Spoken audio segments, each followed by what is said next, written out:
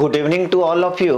Last class में हम लोग माइनर्स एंड को फैक्टर्स पढ़ रहे थे, तो उसमें कुछ क्वेश्चंस बच गया था और माइनर्स और को फैक्टर्स का एक प्रॉपर्टी होता है, उसको आज हम लोग देखेंगे। लास्ट क्लास में जो हम लोग एनसीईआरटी का क्वेश्चंस कर रहे थे वो यहाँ तक हम लोग किए थे। इसके आगे माइनर्स और को फैक्टर से ही रिलेटेड एक प्रॉपर्टी है, तो वहाँ से आज हम लोग स्टार्ट करेंगे। तो सबसे पहले नोट करके लिखिए। नोट में क्या लिखना है कि the sum of the products, note में लिखिए the sum of the products of the elements,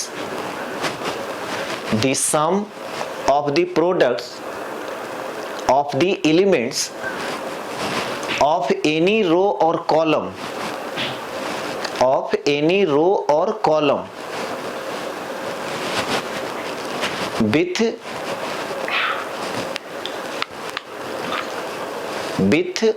the corresponding cofactors, with the corresponding cofactors is equal to the value of the determinant, value of the determinant। अब देखिए यहाँ पे क्या कह रहा है कि हम लोग इसके पहले डिटरमिनेंट का वैल्यू कैसे निकालते थे। तो डिटरमिनेंट का वैल्यू जो हम लोग निकालते थे, किसी भी रो या कॉलम के लॉन्ग आप एक्सपैंड करते थे और वहां से डिटरमिनेंट का वैल्यू निकालते थे। यहाँ पे कह रहा है कि एक दूसरा मेथड भी है डिटरमिनेंट का वैल्यू निकालने के लिए, कि किसी भी एक रो या एक कॉलम के सारे एलिमेंट का कोफैक्टर और एलिमेंट का प्रोडक्ट का सम निकालिएगा तो वो भी डेल्टा का वैल्यू देगा। जैसे अगर हम यहाँ पे बात करें कि डेल्टा क्या है, डिटरमिनेंट का वैल्यू, तो A1 इंटू उसका कोफैक्टर, A1 इंटू उसका कोफैक्टर प्लस A2 इंटू उसका कोफैक्टर कैपिटल A2 और plus A3 into capital A3, तो ये भी जो है डेल्टा का वैल्यू देगा। बात सबको समझ में आया? क्या कह रहे हैं? Sum of the products of the elements of any row or column with the corresponding cofactors. किसी भी रो या कॉलम का एलिमेंट का प्रोडक्ट का सम, तो किसका प्रोडक्ट का सम? कोफैक्टर, उस एलिमेंट के कोरस्पॉन्डिंग कोफैक्टर के प्रोडक्ट का सम जब आप करेंगे तो वो जो वैल्यू आएगा ये भी आपका डेल्टा ही आएगा, मतलब उस डिटरमिनेंट का वैल्यू आएगा। जैसे अब यहाँ पे हम क्या कर रहे हैं, B1 इंटू कैपिटल B1, इसका मतलब क्या हुआ, दूसरा रो का एलिमेंट लिए और उसका करस्पॉन्डिंग कोफैक्टर प्लस फिर क्या हो जाएगा B2 into capital B2 plus B3 into capital B3।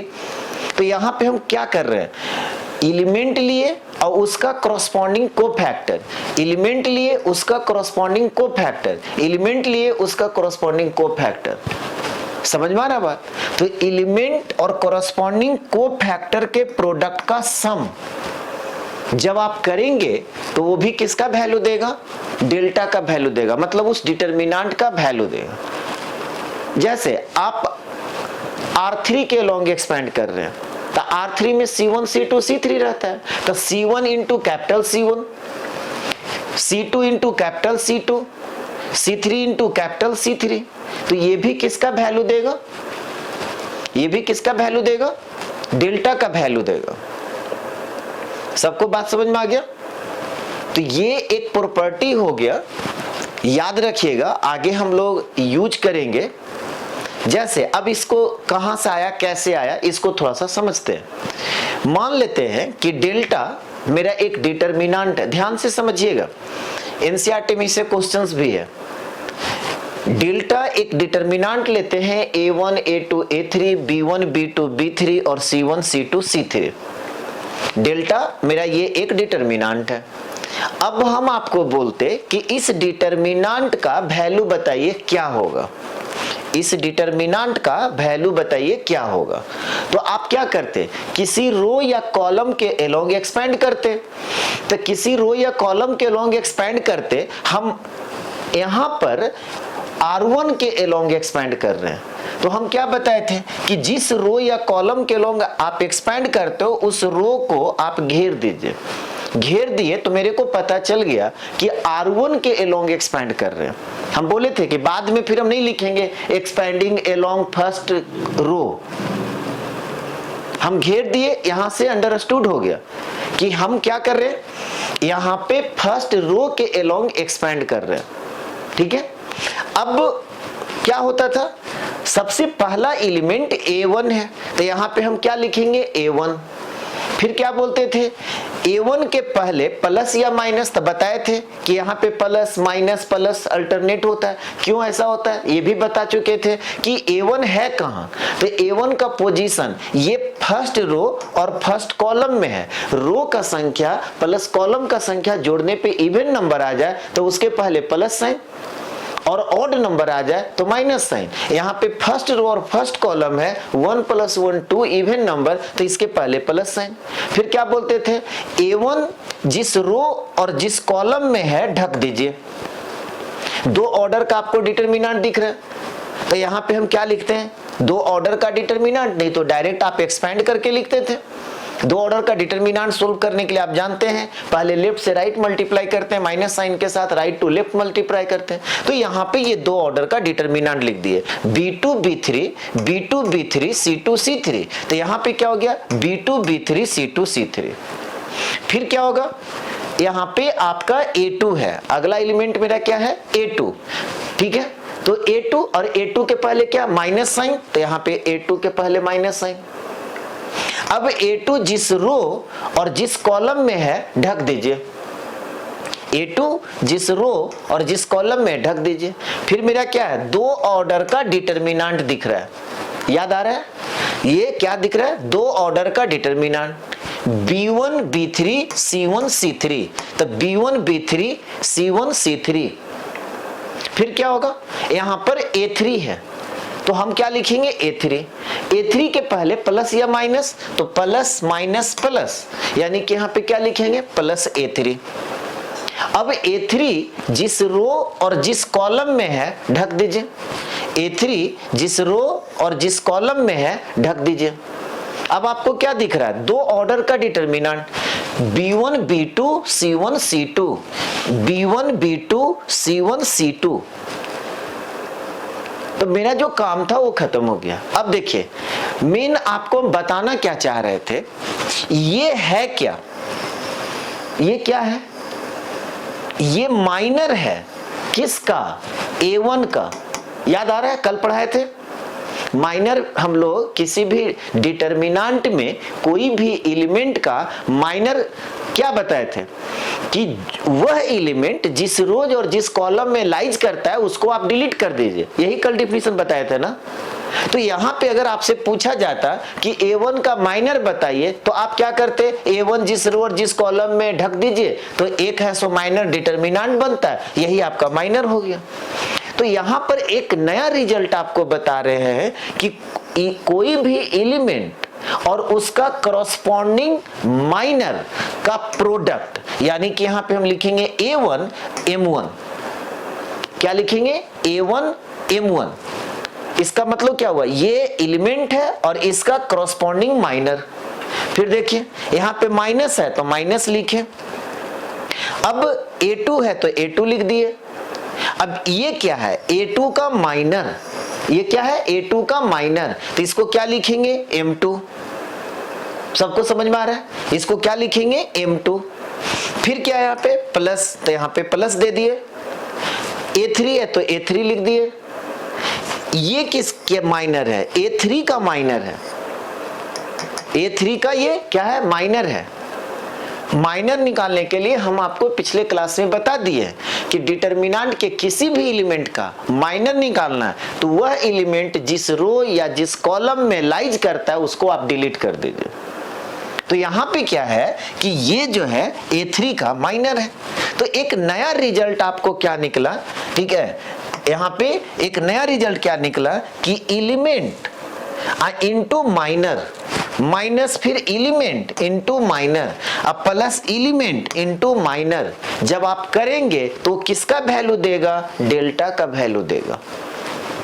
अब याद कीजिए कोफैक्टर को हम लोग क्या करते थे, कैपिटल लेटर ए से रिप्रेजेंट करते थे या सी से।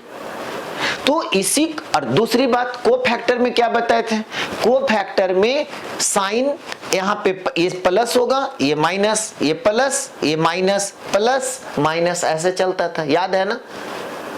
क्या फॉर्मूला होता था, -1 का पावर i प्लस जे और फिर माइनर होता था मल्टीप्लाई में।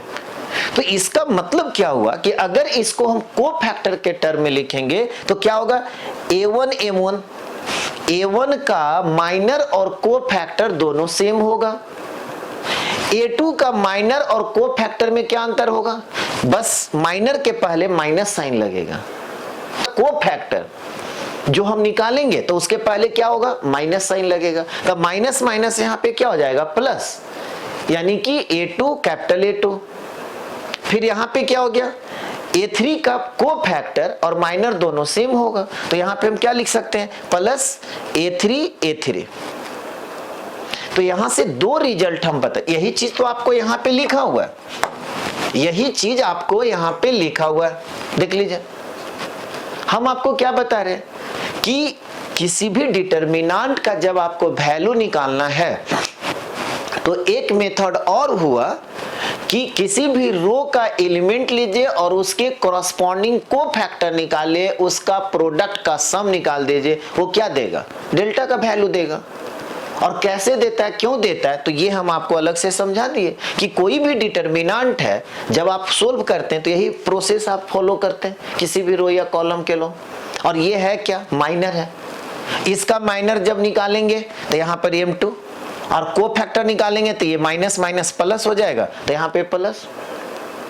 तो यहाँ पे हम क्या किए, फर्स्ट रो के एलोंग एक्सपेंड किए, इसी को सेकेंड रो के एलोंग एक्सपेंड करते तो इसका कोफैक्टर को हम कैपिटल अगर B से करते तो ये रिजल्ट मेरा देगा। कोई स्टूडेंट बोलेगा कि नहीं सर हम C के मतलब R3 के एलोंग एक्सपेंड करेंगे तो ये हो जाएगा।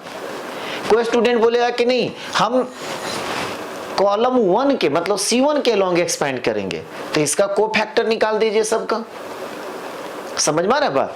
अगर कोई बोलेगा कि सर डेल्टा इक्वल टू, ठीक है, डेल्टा इक्वल टू यहां पे क्या है A1, तो हम लिख सकते हैं A1 और कैपिटल A1 प्लस क्या हो जाएगा B1 capital B1 plus C1 capital C1। ये भी तो डेल्टा का वैल्यू देगा, यही चीज है ना। एनी रो और कॉलम ये तो आप पे डिपेंड करता है कि आप कॉलम के लॉन्ग चलते हैं या रो के लॉन्ग चलते हैं, ठीक है। और ये भी हम आपको बता चुके हैं कि प्रॉपर्टी है, सेकेंड क्लास में ही आपको बताए थे कि डिटर्मिनेंट के किसी भी रो या कॉलम के लॉन्ग जब आप एक्सपेंड करते हैं तो उस डिटर्मिनेंट का वैल्यू चेंज नहीं करता है, याद रहेगा। यहाँ पे देखिए सारा चीज लिखना पॉसिबल नहीं है, तो यहाँ पे हम रो वाइज 3 लिख दिए, कॉलम वाइज लिखते तो 3 और लिखा जाता। और कैसे लिखा था, तो इस तरह से लिखा था डेल्टा इक्वल टू। कोई स्टूडेंट बोलेगा कि सर ऐसा हो सकता है क्या, इसके लो क्यों नहीं हो सकता। यहाँ पे हम क्या लिखेंगे A2 क्या लिखेंगे B2 क्या लिखेंगे यहाँ पे C2 कोई स्टूडेंट बोलेगा इसके लोग नहीं लिख सकते, लिख सकते हैं। तो हर चीज लिखाना पॉसिबल, कंसेप्ट को समझिए। यहाँ पे हम 3 लिख दिए, कोई एक भी लिखते तो आपको समझ में आ जाना चाहिए, और उसको हम एग्जाम्पल से भी आपको बता दिए। समझ में आ रहा बात, उसको हम एग्जाम्पल से ही बता दिए कि कहां से आया और कैसे आया और क्यों हम ऐसा बोल रहे हैं, अब इसी रिजल्ट पे एक हम प्रॉब्लम दे रहे हैं और आपको बताना है आंसर कि ABCD में कौन सा चॉइस होगा। यहां तक सब लोग नोट कर लिए। सब लोग नोट कर लिए? यहां तक सब लोग नोट कर लिए? अब इसी रिजल्ट से अब हम लोग एक क्वेश्चंस करेंगे। लिखिए question number 19। If delta equal to, determinant है a11, a12, a13, a21, a22, a23, a31, a32, a33 and aij is cofactors of a small aij, comma, then value of delta is given by, 4 choice दिया हुआ है, आपको बताना है कि ये चारों में कौन डेल्टा का वैल्यू देगा। अभी हम लोग क्या पढ़े कि एलिमेंट, किसी भी एलिमेंट और उसका कॉरस्पॉन्डिंग कोफैक्टर का प्रोडक्ट का सम डेल्टा के वैल्यू के बराबर होता है। अब यहां पे देखिए एलिमेंट मेरा है 1 1, कोफैक्टर क्या है 3 1। क्या कॉरस्पॉन्डिंग एलिमेंट का जो एलिमेंट है उसके कॉरस्पॉन्डिंग कोफैक्टर है? नहीं है, तो ये गलत हो गया। यहीं से पता चल गया कि ये गलत हो गया, नहीं होगी। यहां पर देखिए बी में एलिमेंट है 1 1, कोफैक्टर 1 1, एलिमेंट है 1 2, कोफैक्टर है 2 1। होना क्या चाहिए था 1 2, ये भी नहीं होगा। यहां पर देखिए एलिमेंट है 2 1, अब कोफैक्टर है 1 1, तो ये भी नहीं होगा। डी में देखते हैं तो यहां पे एलिमेंट है 1 1, cofactor 1 1, element 2 1, cofactor 2 1, element 3 1, cofactor 3 1। तो जो एलिमेंट है उसी का कॉरस्पॉन्डिंग कोफैक्टर है का प्रोडक्ट का सम क्या होगा? डेल्टा के वैल्यू के बराबर होगा। यानी कि इसका आंसर क्या हो गया? डी। तो आप डायरेक्ट आंसर डी लिख सकते हैं, या एक्सप्लेनेशन लिखना है तो आप सॉल्यूशन करके लिख लीजिए। ये क्वेश्चन आपका एनसीईआरटी का है, क्वेश्चन नंबर 5, एक्सरसाइज 4.4 का क्वेश्चन नंबर 5। सॉल्यूशन लिखना है तो आप लिख लीजिए we know that delta equal to sum of the product, delta equal to sum of the product of the elements, sum of the product of the elements of a row or a column, of a row or a column with their corresponding cofactors, with their corresponding cofactors। नीचे से लिखिए hence the value of delta is given the expression D, hence the value of delta is given the expression D। तो इसका answer क्या हो गया? D। ठीक है, इसका आंसर क्या हो गया? D। सभी लोग नोट कर लिए? एक दूसरा नोट लिखिए, if elements of a row, if elements of a row or a column, if elements of a row or a column are multiplied with cofactors, are multiplied with cofactors of any other row or column, of any other row or column, comma, then their sum is 0, then their sum is 0। अब देखिए ये भी क्या हो गया? Cofactor का ही एक property समझिए। यहां पे क्या कह रहा है कि एलिमेंट किसी कोई रो और कॉलम का लीजिए और कोफैक्टर किसी दूसरे रो या कॉलम का लीजिए और उसका प्रोडक्ट का सम क्या होगा? 0। उसका प्रोडक्ट का सम क्या होगा 0। जैसे इसको समझते हैं, यहां पर एक इसको नोट मत कीजिएगा, ये समझाने के लिए यहां पे हम लिख रहे हैं, ठीक है, इसको आपको नोट नहीं करना है। तो यहां पर एक डिटरमिनेंट है A1 A2 A3 B1 B2 B3 C1 C2 C3। हम क्या कर रहे हैं, R1 का जो सबसे पहला एलिमेंट है, ठीक है, R1 का जो सबसे पहला एलिमेंट है वो क्या है A1, ठीक है। अब A1 हम R1 ले रहे हैं, एलिमेंट किसका ले रहे हैं R1 का। अब को फैक्टर क्या लेंगे R2 का या R3 का। इसका मतलब क्या हुआ कि A1 को हम मल्टीप्लाई करेंगे कैपिटल B1 से, कैपिटल से लिख दिए तो समझ जाइए कि वो स्मॉल b1 का को फैक्टर है, और प्लस फिर हम एलिमेंट ले रहे हैं A2 और को फैक्टर क्या ले लिए B2, फिर क्या हो गया एलिमेंट लिए A3 और को फैक्टर ले लिए B3। तो इसका जो वैल्यू आप निकालेंगे 0 हो जाएगा। एलिमेंट जिस रो या जिस कॉलम का लिए उसको छोड़ करके किसी दूसरे रो या कॉलम का आपको फैक्टर मल्टीप्लाई करते हैं, ठीक है, और उसका सम जब करेंगे तो उसका वैल्यू जो है वो 0 आएगा। यानी कि कह सकते हैं कि A1 को किससे हम इसका को फैक्टर या तो इसके लो या इसके लो लीजिए। पहले हम R2 के लो तो यहाँ पे क्या हो गया B1 प्लस यहाँ पे A2 B2 प्लस फिर क्या हो जाएगा A3 B3। इसका वैल्यू क्या होगा 0 होगा, इसका वैल्यू क्या होगा 0 होगा। यहाँ पे देखिए B1, अब हम क्या कर रहे हैं एलिमेंट है सो इस नहीं, चलिए एलिमेंट हम इसका लिए तो को फैक्टर हम R2 का लिए, को फैक्टर R3 का भी तो ले सकते हैं। इसका मतलब क्या हुआ कि A1 और इसका को फैक्टर हम मल्टीप्लाई करेंगे तो A1 into capital C1 plus A2 capital C2 plus A3 capital C3, इसका भी वैल्यू क्या होगा 0।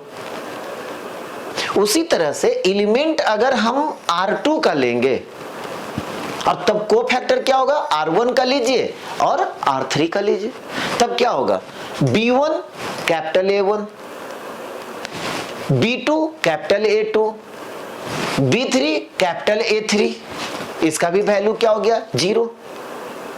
ठीक उसी तरह से एलिमेंट हम लिए R2, को फैक्टर R1 R3 का भी तो ले सकते हैं। इसका मतलब क्या हुआ B1 into capital C1 plus B2 into capital C2 plus B3 into capital C3, इसका भी वैल्यू क्या होगा 0। समझ में आ रहा है सब लोग को। ठीक उसी तरह से एलिमेंट हम लेते हैं R3 का तो को फैक्टर हम किसका लेंगे R1 का और R2 का। जैसे C1 into A1 capital A1, C2 into capital A2, C3 into capital A3, इसका भी वैल्यू क्या हो जाएगा 0। फिर क्या होगा C1 into capital B1, C2 into capital B2, C3 into capital B3, इसका भी वैल्यू क्या हो जाएगा 0। ये तो हम आपको बताए रो वाइज। फिर वही बात कि सारे को लिखाना पॉसिबल नहीं है, कुछ अपना दिमाग में भी कंसेप्ट डेवलप कीजिए। ये हम क्या किए थे R1 इसके लॉन्ग कर दीजिए, समझ में आ रहा है बात। अब हम मान लेते हैं कि एलिमेंट हम लिए C1 और को फैक्टर हम ले लेते हैं C2 का, तो यहां पे क्या हो जाएगा कैपिटल A2 प्लस वहां पे B1 तो क्या हो जाएगा कैपिटल B2 C1, फिर क्या हो जाएगा कैपिटल C2, इसका वैल्यू क्या हो जाएगा 0 होगा। क्यों एलिमेंट हम लिए C1 और को फैक्टर किसका ले लिए C2 का।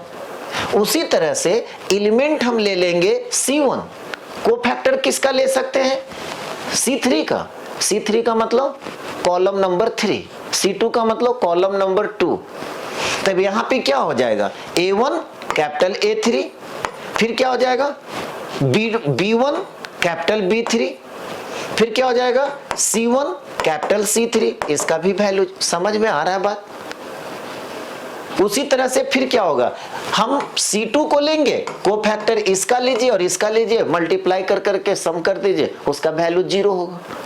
तो सारे को लिखाना पॉसिबल नहीं है, ठीक है। हम रो वाइज आपको हम यहाँ पे बता दिए, तो वो आपको अब समझ में आ जाना चाहिए कंसेप्ट कि क्या बताया जा रहा है। बताया ये जा रहा है, पहला जो नोट हम आपको बताया उसमें क्या बताया कि एलिमेंट जिस रो का लेते हैं उसी के कॉरस्पॉन्डिंग कोफैक्टर का प्रोडक्ट का सम है सो डेल्टा के बराबर होता है। लेकिन एलिमेंट किसी रो का लेते हैं और कोफैक्टर किसी दूसरे रो का मल्टीप्लाई करेंगे और उसका सम निकालेंगे तो उसका वैल्यू आ जाएगा 0। बोलिए यहां तक सब लोग को क्लियर है? आपको रो वाइज कहा जाए, कॉलम वाइज कहा जाए, किसी भी तरह का कोई दिक्कत। अब इसी रिजल्ट पे फिर देखिए एक क्वेश्चन है जो कि एनसीईआरटी का। बोलिए यहां तक सब लोग नोट कर लिए? चलिए एक क्वेश्चन देखते हैं। Question number 20।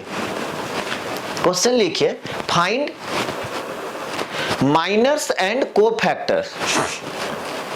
Find minors and cofactors of the elements. Find minors and cofactors of the elements of the determinant. Find minors and cofactors of the elements of the determinant. Determinant आपका दिया हुआ है 2 -3 5 6 0 4 1 5 -7 and क्या कह रहा है? Verify that A11 A31 A12 A32 A13 A33 equal to 0। अभी यही चीज तो बताए ना, एलिमेंट क्या है 1 1, ठीक है, एलिमेंट क्या है 1 1, कोफैक्टर उसी एलिमेंट का है नहीं, कोफैक्टर दूसरे एलिमेंट का और उसका मल्टीप्लाई का सम किया हुआ। देख लीजिए यहाँ पे 1 2 और कोफैक्टर 3 2 का है, यहाँ पे एलिमेंट 1 3, ठीक है, और कोफैक्टर किसका है 3 3 का, तो ऑब्वियस है कि इसका वैल्यू क्या होगा 0 आएगा। तो ये चीज हमको प्रूफ करके बताना है, ठीक है, हमको क्या करना है प्रूफ करके बताना है। सबको समझ में आ गया? तो ये क्वेश्चन जो है ना एनसीईआरटी का ही है, ये एग्जाम्पल नंबर 22,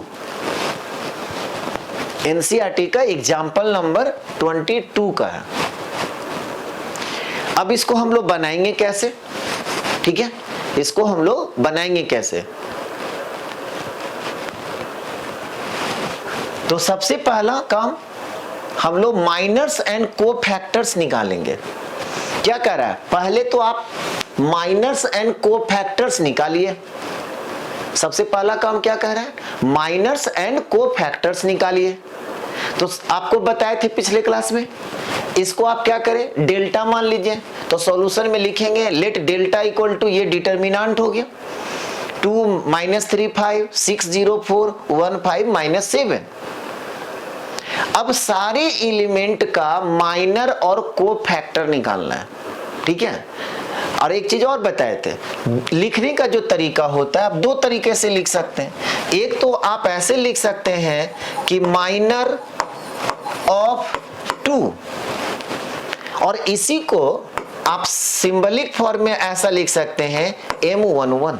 लेकिन हम आपको बताए थे कि आप ऐसे लिखिए। क्यों? अगर आप ऐसे लिखते हैं और 2 है सो 2 बार आ जाएगा तो फिर पता नहीं चलेगा कि कौन सा 2 का आप माइनर और कोफैक्टर निकालें। जैसे यहां पर देखिए 5 यहां भी है और 5 यहां भी है, रिपीट कर रहे हैं ना, तो कैसे पता चलेगा कि कौन सा 5 का आप निकाल रहे हैं? इसीलिए आप जो है इस तरह से लिखिए। सबको समझ में आ गया? तो सभी लोग है सो माइनर और कोफैक्टर निकाल करके चैट बॉक्स में रिप्लाई करेंगे, ठीक है। 2 का माइनर क्या आ रहा है, 2 का कोफैक्टर क्या होगा, -3 का माइनर क्या आ रहा है, -3 का कोफैक्टर, सब लोग निकाल के बताइए। खुद से कीजिए, मेरे करने से आप नहीं सीखिएगा, पहले ही बता दे रहे हैं। आपको अगर सीखना है तो आपको खुद करना पड़ेगा। आपको तैरना सीखना है तो नदी में आपको कूदना होगा। कोच तो प्रैक्टिकल नहीं ना करवा रहा, वो थ्योरी बाहर में बता दिया। तो तैरना सीखना है तो नदी में आपको खुद कूदना पड़ेगा। उसी तरह से अगर बनाने के लिए सीखना है तो आपको खुद बनाना पड़ेगा। आपको लग रहा है कि हम बहुत समझ रहे हैं, नहीं समझ रहे हैं, आप सिर्फ उतार रहे हैं। आप खुद से कीजिए, और निकाल करके चैट बॉक्स में रिप्लाई कीजिए कि क्या आ रहा है। गलत होगा कोई दिक्कत नहीं है, कोशिश तो आप किए। अब कोशिश ही नहीं कीजिएगा तो फिर कहां से सीखिएगा। चलिए मैक्सिमम लोग सब लोग रिप्लाई कर रहे हैं, ठीक है। M11 का कोफैक्टर क्या निकाले, कैसे निकालते थे। M11 का मतलब क्या हुआ, M11 का मतलब क्या हुआ, माइनर किसका निकाल रहे हैं, 2 का। माइनर किसका निकाल रहे हैं, 2 का। कैसे निकालते थे, जिनको नहीं समझ में आया या लास्ट क्लास आप एब्सेंट थे, नहीं किए किसी कारण से, फिर से सीख लीजिए, भगवान ने एक मौका आपको दे दिया। 2 जिस रो और जिस कॉलम में है ढक दीजिए।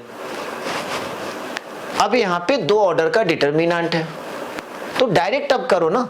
2 ऑर्डर का डिटरमिनेंट सोल्व करने के लिए क्या बताए थे, पहले इसको मल्टीप्लाई करते हैं, लेफ्ट से राइट, ऊपर से नीचे, माइनस साइन के साथ इसको। तो ये 0 हो गया -20, तो यहाँ पे क्या लिखेंगे, 0 - 20 क्या हो गया, -20। सभी लोगों का ऐसे सही था, ठीक है। अब हम आपसे पूछें कि A11 का कोफैक्टर बताइए, तो इसका तो कोफैक्टर क्या होगा, प्लस ही होगा। तो यहाँ पे वैल्यू -20 आया तो -20 ही रह जाएगा, अलग से निकालने का कोई जरूरत नहीं है। पहला जो एलिमेंट होता है उसका माइनर और कोफैक्टर दोनों का सेम आएगा। क्यों सेम आता है ये सबको पता है ना।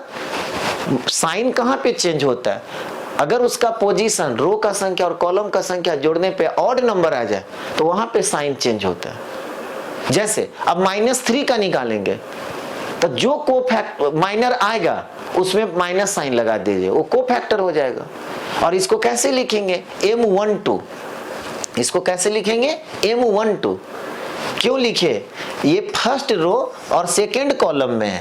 पहले जो लिखा हुआ रहता है रो को बताता है, बाद में जो लिखा हुआ रहता है कॉलम को बताता है। तो M12 का वैल्यू हमको निकालना है, इसका मतलब -3 का माइनर निकालना है, -3 का माइनर निकालना है। तो -3 जिस रो और जिस कॉलम में है ढक दीजिए, क्या हो गया, -42 और -4। यहाँ पे क्या लिखेंगे, -42 -4 कितना हो गया, -46।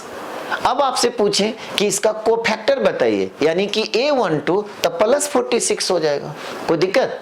A12 क्या हो जाएगा, इसके पहले माइनस साइन हम लगा देंगे तो ये हो जाएगा +46, ठीक है। 5 का निकालते हैं, 5 को क्या लिखेंगे, 1 और 3, तो माइनर ऑफ 13 M13। अब 5 जिस रो और जिस कॉलम में है ढक दीजिए। क्या दिख रहा है, 2 ऑर्डर का डिटरमिनेंट। कैसे सोल्व करते हैं, तो 6 × 5 30 -0, तो कितना हो गया 30 - 0 30।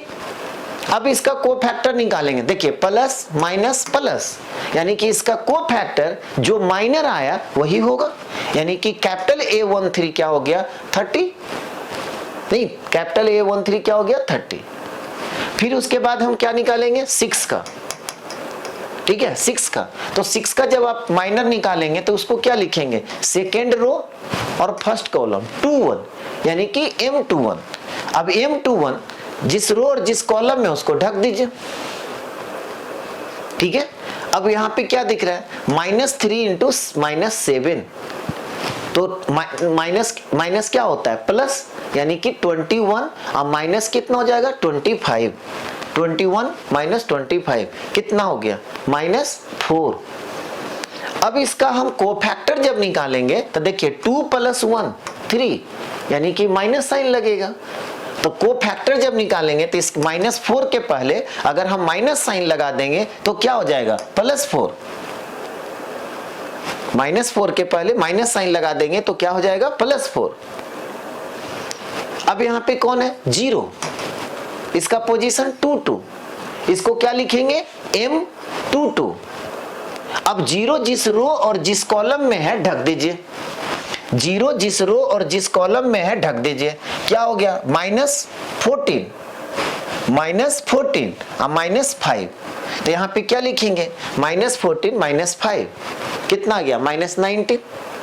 अब इसका कोफैक्टर जब हम निकालेंगे तो 2 + 2 4, यानी कि जो माइनर आया वही आपका क्या हो जाएगा, कोफैक्टर। जो माइनर आया वही क्या हो जाएगा, कोफैक्टर। फिर उसी तरह से 4 का निकालेंगे।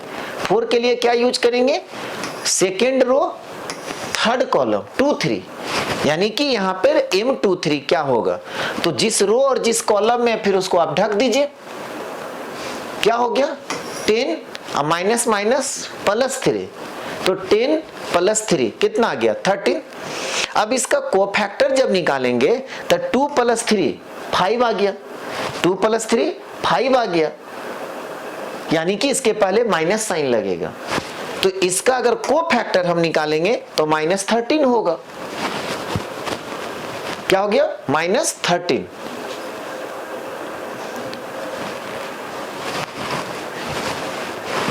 इधर सब लोग नोट कर लिए, बोलिए इधर सब लोग है सो नोट कर लिए हैं। इधर हम हटा रहे हैं। अब यहां पर M31 निकाल रहे हैं, 1 का थर्ड रो फर्स्ट कॉलम, तो 1 जिस रो और जिस कॉलम में है ढक दीजिए। क्या हो गया, -12 -0, -12 -0 -12। अब इसका कोफैक्टर निकालिए, देखिए 3 + 1 4 आ गया, यानी कि जो माइनर है वही क्या हो जाएगा, कोफैक्टर। A31 का वैल्यू भी क्या आ जाएगा, -12, जो माइनर है वही कोफैक्टर। फिर उसी तरह से 5 का हम माइनर निकालेंगे, इसको क्या लिखेंगे 3 2, M32। अब 5 जिस रो और जिस कॉलम में ढक दीजिए। क्या हो गया, 2 × 4 8, अब -30, 8 - 30 कितना आ गया, माइनस यहाँ पे 22, यहाँ पे -22 होगा।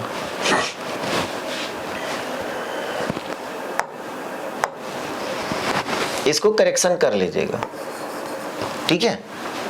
यहाँ पे -22। अब इसका कोफैक्टर जब निकालेंगे तो 3 + 2 5, यानी कि माइनस हो जाएगा, तो माइनस माइनस अब फिर क्या हो जाएगा, प्लस, ठीक है। माइनस माइनस क्या हो जाएगा, प्लस, तो यहाँ पे +22, यहाँ पे माइनस कर लीजिएगा, ठीक है। फिर लास्ट बच गया -7 का 3 3, तो -7 जिस रो और जिस कॉलम में ढक दीजिए।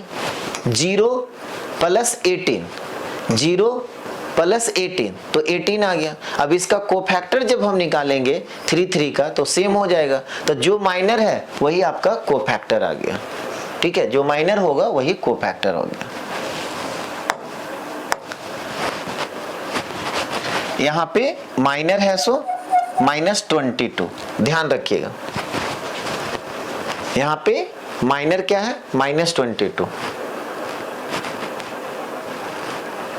तो कोफैक्टर क्या हो गया, +22। तो ये तो हम क्या किए, एक पार्ट मेरा हुआ है। इसमें कह रहा था कि हर एक एलिमेंट का माइनर और कोफैक्टर निकालिए, हर एक एलिमेंट का माइनर और कोफैक्टर निकालिए। तो एक पार्ट हम लोग किए।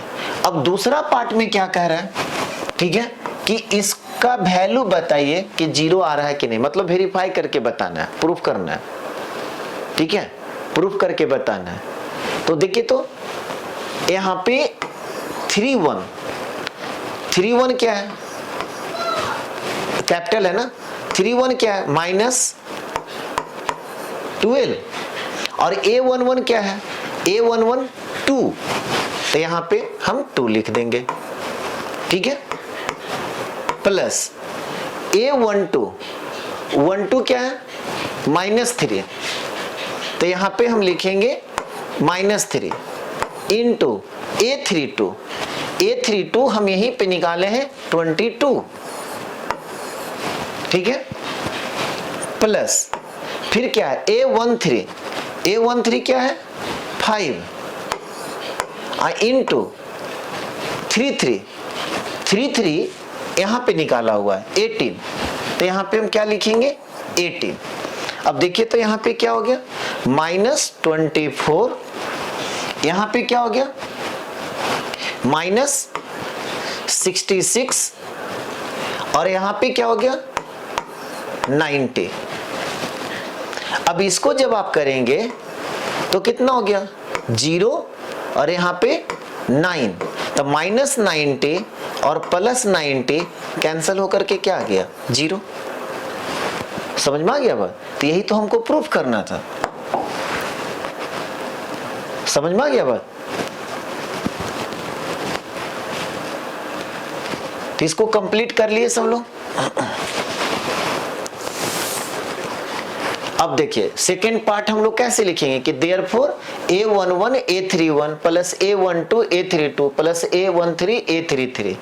तो A11 मेरा क्या है, 2, और A31 क्या निकाले हैं, -12, प्लस A12 क्या है, -3,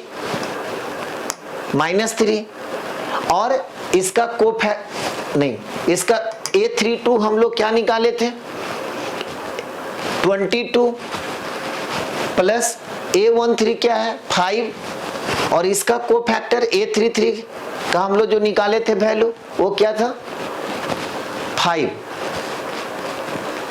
5 इंटू क्या हो गया, उसका कोफैक्टर क्या था, 18, 5 इंटू 18। इसको जब आप किए तो -24, इसको किए तो -66, और इसको किए तो +90। तो -90 और +90 कैंसिल होकर के क्या हो गया, 0। तो यही आपको प्रूव करना था, करा था वेरीफाई करके बताइए। यही रिजल्ट तो अभी हम लोग नहीं पढ़े कि डिटर्मिनेंट का किसी भी रो का एलिमेंट और दूसरे रो का कोफैक्टर का मल्टीप्लाई का सम जो होता है वो 0 के बराबर होता है।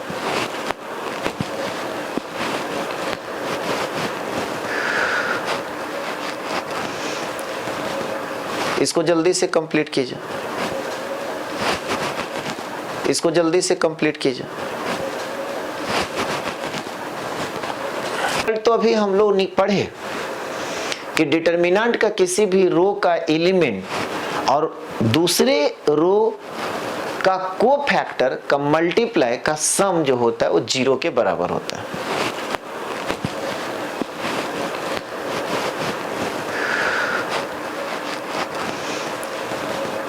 इसको जल्दी से कंप्लीट कीजिए। सभी लोगों का हो गया। चलिए नेक्स्ट क्वेश्चन देखते हैं। लिखिए using cofactors of elements of second row, using cofactors of elements of second row, using cofactors of elements of second row, comma, evaluate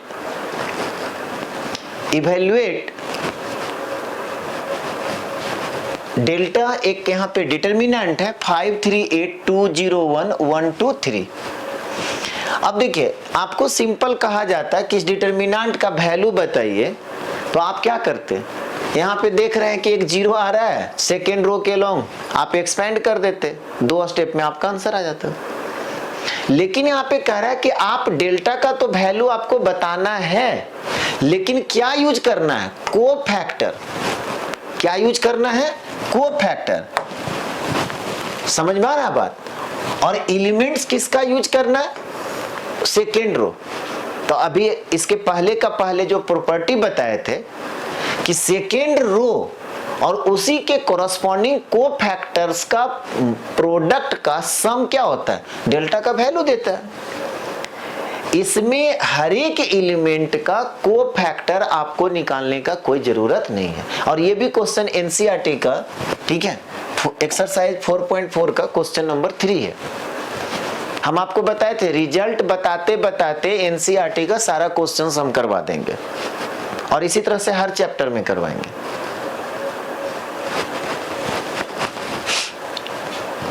अब देखिए सॉल्यूशन दिया हुआ है गिवन, क्योंकि यहाँ पे तो डेल्टा दिया हुआ, नहीं दिया तो हम लोग मान लेते हैं कि let delta equal to this. तो गिवन डेल्टा इक्वल टू दिया हुआ है। अब एलिमेंट किसका लेना है, सेकेंड रो, और उसी का कोरस्पॉन्डिंग कोफैक्टर्स निकालेंगे। तो एलिमेंट तो मेरे को दिख रहा है, तो सीधा हम क्या करेंगे, 2 का कोफैक्टर निकालेंगे।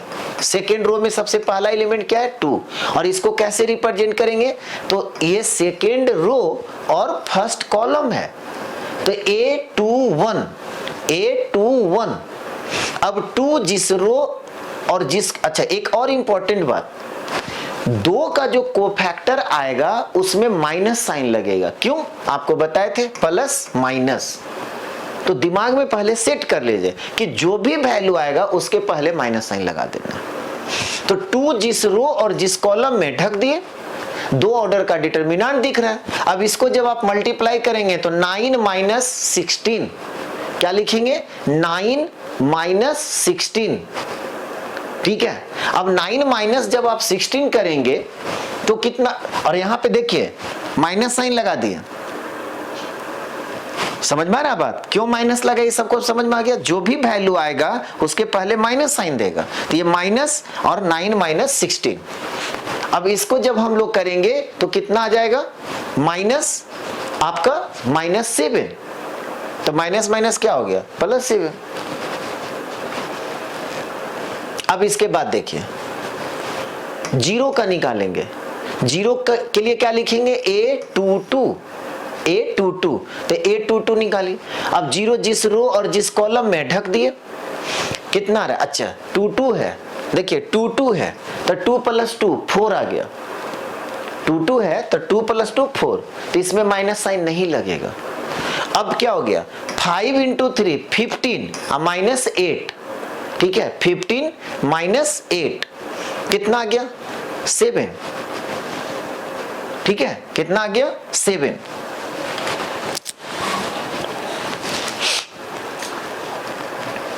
इसके बाद 1 का निकालेंगे, इसके बाद 1 का निकालेंगे, तो 1 के लिए क्या लिखेंगे, 2 3, तो यहां पे क्या लिखेंगे, A23। अब 1 जिस रो और जिस कॉलम में ढक दीजिए, क्या हो रहा है, 10 माइनस 3, 10 माइनस 3, और देखिए तो 2 + 3, तो जो भी आएगा उसके पहले क्या करेंगे, माइनस साइन लगाएंगे, तो माइनस, अब फिर 10 माइनस 3, माइनस 10 माइनस 3 कितना हो जाएगा, -7। तो ये तो हमारा क्या हो गया, कोफैक्टर निकल गया। अब क्या करना है, मल्टीप्लाई करना है। तो नीचे एक लाइन लिखिए, यहां तक कंप्लीट कर लिए सब लोग।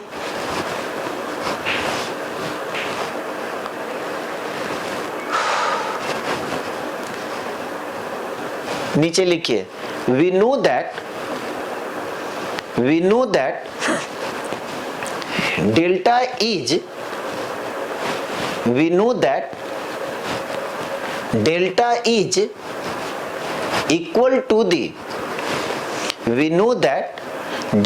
is equal to the sum of the product. We know that delta is equal to the sum of the product of the elements, sum of the product of the elements of the second row with their corresponding cofactors, of the second row with their corresponding cofactors। तो ये हम लोग जानते हैं, तो वही delta का value देता है। तो अब यहाँ पे डेल्टा इक्वल टू क्या हो जाएगा, तो 2 × 7, क्या लिखेंगे यहाँ पे, देखिए हम लोग जानते हैं इसको क्या पढ़ेंगे, A21 into capital A21, A22 into capital A22, A23 into capital A3, यही आपका डेल्टा का वैल्यू देगा। और 21 है मेरा क्या, 2, और यहाँ पे क्या निकाले, 7, कैपिटल A21 का वैल्यू क्या आ गया, 7, तो इंटू 7, फिर प्लस 22 क्या है, 0, तो प्लस यहाँ पे क्या लिखेंगे, 0, समझ में आ रहा बात। A22 क्या है मेरा, 7, तो 0 × 7, प्लस फिर क्या हो जाएगा, 1, तो यहाँ पे 1 लिखे, और इसका कोफैक्टर क्या निकाले, -7, तो -7 आ गया। अब देखिए 7 × 2 14 और -7, तो 14 - 7 कितना हो गया, 14 - 7 7, तो इस डिटर्मिनेंट का वैल्यू जो है आपका 7 आ गया। तो देखिए दो रिजल्ट हम आपको कोफैक्टर और माइनर से आज बताए और दोनों से हम क्वेश्चंस करवा दिए। ठीक है, दोनों से क्वेश्चंस का, और वो भी एनसीईआरटी का क्वेश्चंस है।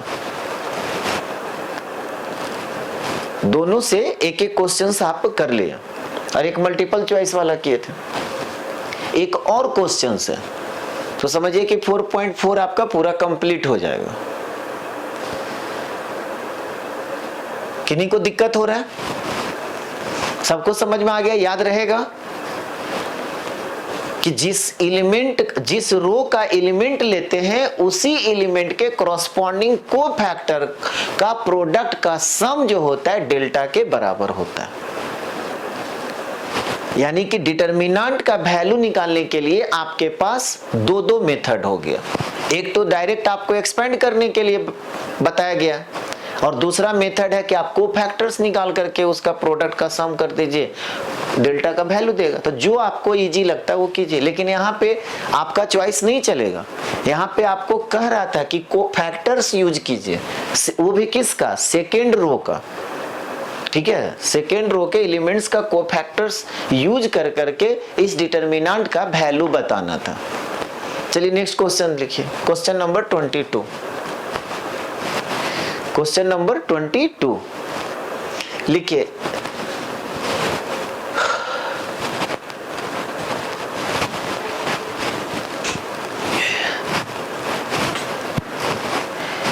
क्वेश्चन लिखिए, using cofactors of elements of third column, उसमें सेकेंड रो था, इसमें क्या कह रहा है? Third column. फिर देखिए थर्ड कॉलम का एलिमेंट और उसका कॉरस्पॉन्डिंग कोफैक्टर को यूज करके इस डिटर्मिनेंट का वैल्यू निकालना है। तो यूज कैसे करते हैं? एलिमेंट और कॉरस्पॉन्डिंग कोफैक्टर का प्रोडक्ट का सम है, सो डेल्टा का वैल्यू के बराबर आता है। ये भी क्वेश्चन आपका एनसीईआरटी का है, एक्सरसाइज 4.4 का क्वेश्चन नंबर 4। तो कौन सा कॉलम? Third column. इसका मतलब ये हुआ कि सबसे पहला सॉल्यूशन गिवन दिया हुआ है, डेल्टा इक्वल टू ये डिटर्मिनेंट दिया हुआ है। थर्ड कॉलम के जितने भी सारे एलिमेंट हैं उसका हम क्या करेंगे? कोफैक्टर निकालेंगे। क्या करेंगे? कोफैक्टर निकालेंगे।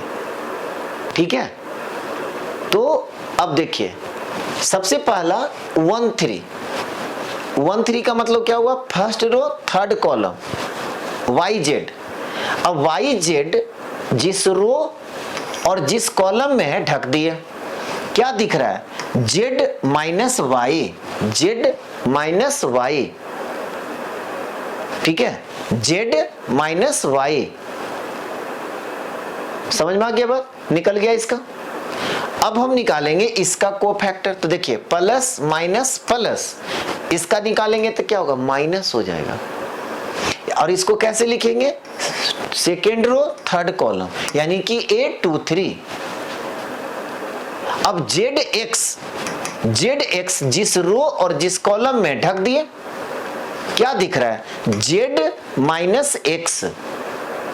लेकिन इसका क्या होगा? कोफैक्टर निगेटिव आएगा। तो Z माइनस एक्स के पहले माइनस साइन लगा देंगे, Z माइनस एक्स के पहले माइनस साइन लगा देंगे, और माइनस जब हटा देंगे तो क्या हो जाएगा? X minus Z। Minus sign हटा देंगे तो क्या हो जाएगा? X minus Z। हटा देंगे मतलब एक माइनस से मल्टीप्लाई कर दिए ब्रैकेट वाले को। ठीक है, तो X माइनस Z। अब लास्ट कौन बच गया? XY। इसके पहले प्लस होगा या minus? Plus minus plus minus plus. तो यहां पे इसको लिखेंगे कैसे? 3 3। तो A33 जो होगा XY जिस रो और जिस कॉलम में है ढक दीजिए। क्या आ गया? Y minus X। क्या आ गया? Y minus X। तो ये हम क्या निकाले? ये निकाल लिए सबका कोफैक्टर। ठीक है, ये हम क्या निकाल लिए? सबका कोफैक्टर। फिर वही बात लिखेंगे, वी नो दैट। लिखिए सब लोग, we know that delta is equal to the, we know that delta is equal to the sum of the product. We know that delta is equal to the sum of the product of the elements, sum of the product of the elements of the third column, of the third column with their corresponding cofactors, third column with their corresponding cofactors.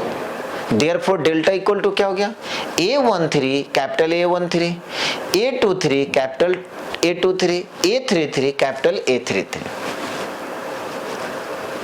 ठीक है। अब देखिए A13 आपका क्या है, A13 क्या है, YZ, तो यहां पे लिखेंगे YZ।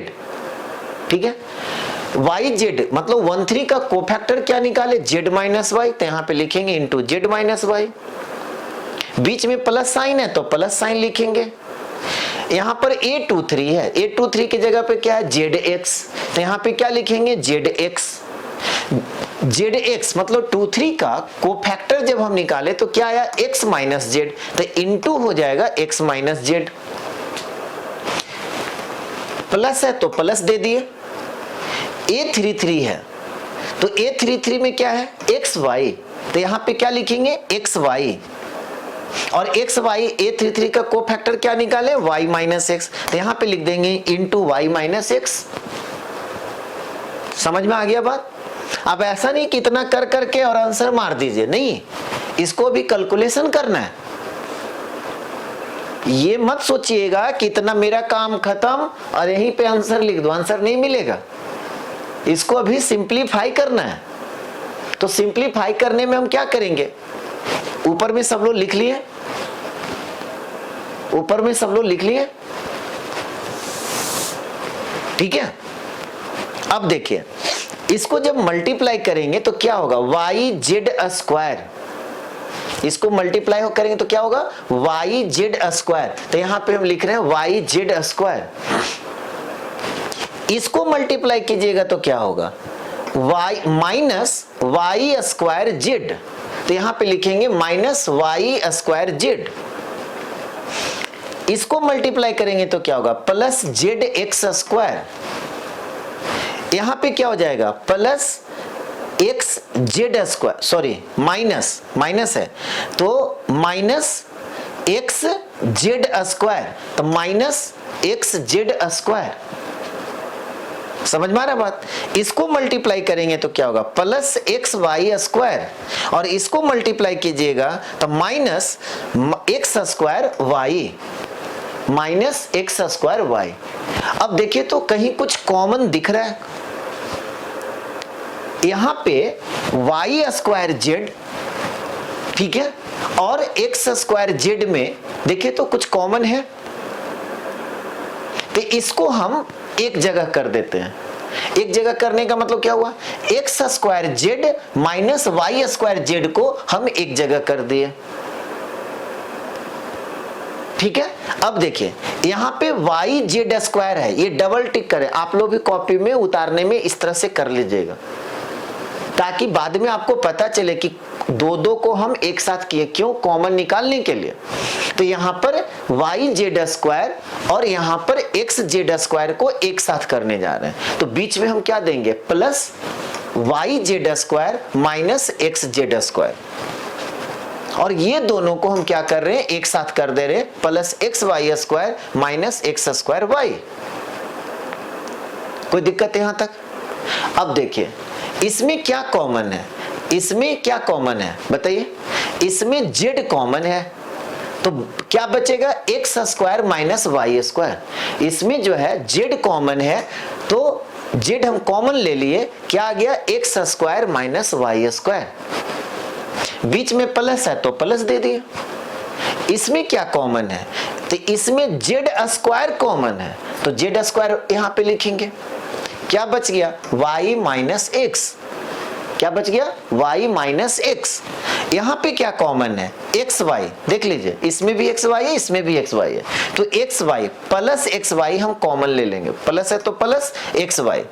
अब यहाँ पे क्या हो गया, वाई माइनस एक्स, तो यहाँ पे क्या हो गया, वाई माइनस एक्स। अब देखिए यहाँ पे ये x square minus y square, ये सब लोग फॉर्मूला जानते हैं, पीछे हम लोग यूज भी किए हुए। ए स्क्वायर माइनस बी स्क्वायर का फॉर्मूला क्या होता है, ए प्लस बी और ए माइनस बी। तो x देखिए यहाँ पे x माइनस वाई, यहाँ पर भी x आप बोलेगा कि सर आप बोल रहे हो y माइनस एक्स है और आप बोल रहे हो x माइनस वाई, अरे भाई माइनस साइन कॉमन ले लेंगे, तो x माइनस वाई यहाँ भी है, x माइनस वाई यहाँ भी है और x माइनस वाई यहाँ भी है। समझ में आ रहा है सब लोग को? तो अब हम क्या करेंगे, x माइनस वाई कॉमन ले लिए, तो यहां पर क्या बचा, यहां पे बचा z into X plus Y. क्या बच गया, z into X plus Y. बीच में प्लस है तो प्लस दे दी, लेकिन हाँ आप कॉमन क्या लिए, x माइनस वाई। यहां पे क्या है, y माइनस एक्स, इसका मतलब यहां पे क्या बचेगा, माइनस जेड स्क्वायर। समझ में आ रहा बात, यहां पे क्या बचेगा, माइनस जेड स्क्वायर। और ये तो कैलकुलेशन, आप 12th क्लास के स्टूडेंट है, ये सब तो आना ही चाहिए। अब देखिए यहाँ पे फिर देखिए y माइनस एक्स है और हम कॉमन क्या लिए हैं, x माइनस वाई, तो इसके पहले भी माइनस साइन आ जाएगा, तो यहाँ पे लिखेंगे minus x y, minus x y. बोलिए कोई दिक्कत? अब यहाँ पे देखिए क्या हो गया, x माइनस वाई। अब इसको जब मल्टीप्लाई करेंगे तो x z plus y z, x z plus y z minus z square और माइनस एक्स स्क्वायर। ठीक है, अब इसके बाद जब आप करेंगे तो देखिए एक्स जेड इसमें और इसमें जेड कॉमन है, एक्स जेड और जेड स्क्वायर कॉमन है, तो ये दोनों को एक साथ कर देंगे और ये दोनों को एक साथ कर देंगे। ठीक है, तो यहाँ पे हम क्या लिख रहे हैं, x minus y into x z minus z, इसको हम दोनों को sorry x z minus z square, ये दोनों को एक साथ कर दिए। और इधर क्या बच गया, y z minus x y, यहाँ पे क्या लिखेंगे, plus y z minus x y. इधर जगह है, ठीक है, इधर ही कर लेते हैं। अब यहाँ पे देखिए क्या आ गया, x माइनस वाई, यहाँ पे क्या कॉमन है, z, तो z कॉमन लेंगे तो x minus Z, z into x minus Z. यहाँ पे क्या कॉमन है, यहाँ पे क्या कॉमन है, y कॉमन है, तो फिर मेरा क्या आ गया, z minus x, y common ले लेंगे प्लस y, तो z माइनस एक्स। ठीक है, अब देखिए यहां पर x माइनस जेड है और यहां पर z माइनस एक्स है, तो यहां पर हम या तो यहां पे माइनस साइन लगाइए या तो यहां पे माइनस साइन लगा दीजिए। तो हम क्या करते हैं, यहां पे माइनस साइन, यानी कि z माइनस एक्स बाहर निकाल रहे हैं। ठीक है, तो x माइनस वाई और यहाँ पे हम क्या कर रहे हैं, z माइनस एक्स बाहर निकाल दिए। तो जैसे ही z माइनस एक्स हम बाहर निकालेंगे तो यहाँ पर क्या बचेगा, प्लस वाई माइनस जेड। समझ में आ रहा बात, यहाँ पे क्या बच जाएगा, प्लस वाई माइनस जेड, यानी कि यहाँ पे हम लिखेंगे कि वाई माइनस जेड।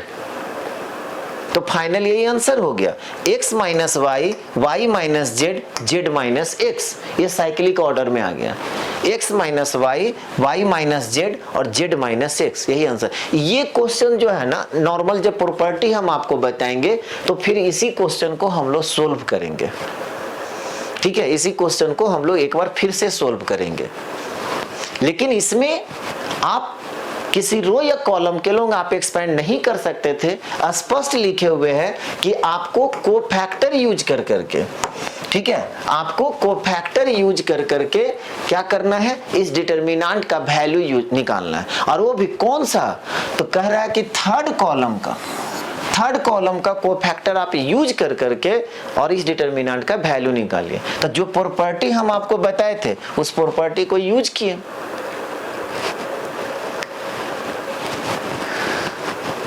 चलिए आज यहीं तक रहने देते हैं, इसी उम्मीद के साथ विदा लेते हैं कि आने वाला कल आपका अच्छा बीते। गुड नाइट, शुभ रात्रि, सबा खैर, खुदा हाफिज। नेक्स्ट क्लास में क्रेमर्स रूल बताएंगे। ठीक है, क्लास को एब्सेंट मत कीजिएगा। Thank you.